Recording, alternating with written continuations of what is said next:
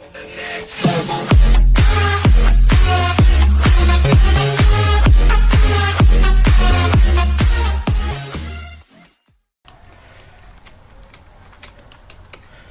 টিউটোরিয়ালে সবাইকে স্বাগতম।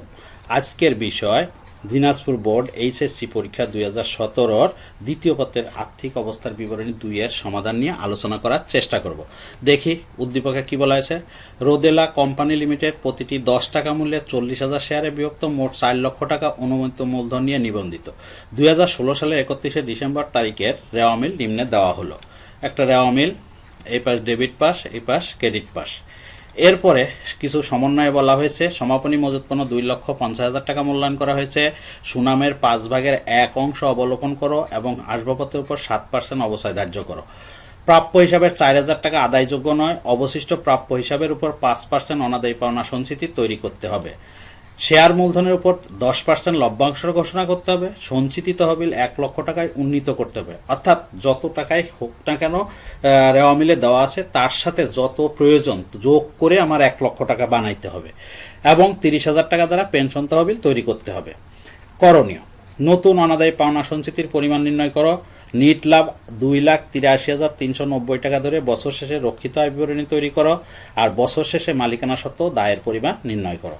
দেখি কিভাবে সলিউশন করি, হাউ টু সলিউশন। তবে এখানে একটা কথা স্মরণ করিয়ে দিতে চাই যে অবশ্যই এই সলিউশনটা দেখার আগে আপনারা উদ্দীপকটা সামনে রাখবেন, যাতে আপনাদের সলিউশন দেখলে অনেক উপকার বেশি হবে বলে আমার বিশ্বাস। দেখি কিভাবে সলিউশন করছি। সলিউশনে চলে যাই। কতে বলেছে নতুন অনাদায়ী পাওনা সঞ্চিতি নির্ণয় করতে। তো প্রথমেই প্রাপ্য হিসাব দেওয়া আছে 80,000, এর সাথে বলা আছে যে 4,000 টাকা আদায়যোগ্য নয়। যেটা আদায়যোগ্য নয় সেটা বাদ যাবে, বাদ দিলাম 4,000, থাকলো 76,000। এই 76,000 টাকার উপরে নতুন অনাদায়ী পাওনা সঞ্চিতি নির্ণয় করতে হবে। তাহলে দেখি নতুন অনাদায়ী পাওনা সঞ্চিতি কিভাবে হবে। প্রাপ্য হিসাব গুণ 5%, ওরা বলে দিয়েছে 5%। তাহলে প্রাপ্য হিসাব আমি বের করলাম 76,000 গুণ 5%, বের হলো 3,800 টাকা। এই ছিল কর উত্তর। এরপরে খতে বলা হয়েছে সংরক্ষিত আয় বিবরণী। তাই সংরক্ষিত আয় বিবরণী করার জন্য একটা ঘর কাটলাম। প্রথমেই রেওয়া মিল থেকে প্রারম্ভিক উদ্বৃত্তটা নিয়ে আসতে হবে। নিয়ে আসলাম প্রারম্ভিক উদ্বৃত্ত 1,80,000, এর সাথে এই বছরের মুনাফা যোগ করব। এই বছরের মুনাফা প্রশ্নে বলে দেওয়া আছে 2,83,390, যোগ করলাম 4,63,390। এর থেকে লাভের অংশ থেকে যা কিছু চলে যায় সেগুলো বিয়োগ করে দেব। তাহলে বাদ প্রথমেই হলো অন্তর্বর্তীকালীন লভ্যাংশ দেওয়া আছে রেওয়া মিলে, অর্থাৎ লাভের এটা অংশ চলে যাচ্ছে, এই জন্য এখান থেকে বাদ গেল 60,000 টাকা, থাকলো 4,03,390 টাকা।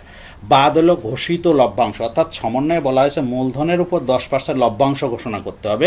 এখানে সবসময় খেয়াল রাখতে হবে শেয়ার মূলধন রেওয়া মিলের ভিতরে যেটা দেওয়া থাকে সেই টাকার উপর ধরতে হয়, অর্থাৎ অনুমোদিত শেয়ার মূলধনের উপর কখনোই ঘোষিত লভ্যাংশ ধরা হয় না। তাহলে এখানে শেয়ার মূলধন দেওয়া আছে 2 লক্ষ টাকা, আর 2 লক্ষ টাকার 10% হলো 20,000 টাকা। বাদ দিলাম, থাকলো 3,83,390। বাদ হলো আয়কর, রেওয়া মিলে দেওয়া আছে আয়করটাও হলো লাভের একটা অংশ, সরকারকে দিতে হয়, সেটা বাদ দিলাম, থাকলো আমার 3,45,390। বাদ হলো সঞ্চিত তহবিলে স্থানান্তর।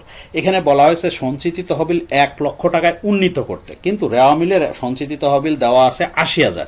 তাহলে 1 লক্ষ টাকা বানাইতে হলে আমার এখানে স্থানান্তর করতে হবে 20,000, এই জন্য 20,000 লাভের থেকে বাদ দিয়ে দিলাম, থাকলো আমার 3,25,390 টাকা। এটাই হলো সমাপনী উদ্বৃত্ত, অর্থাৎ সংরক্ষিত আয় বিবরণীর সমাপনী উদ্বৃত্ত।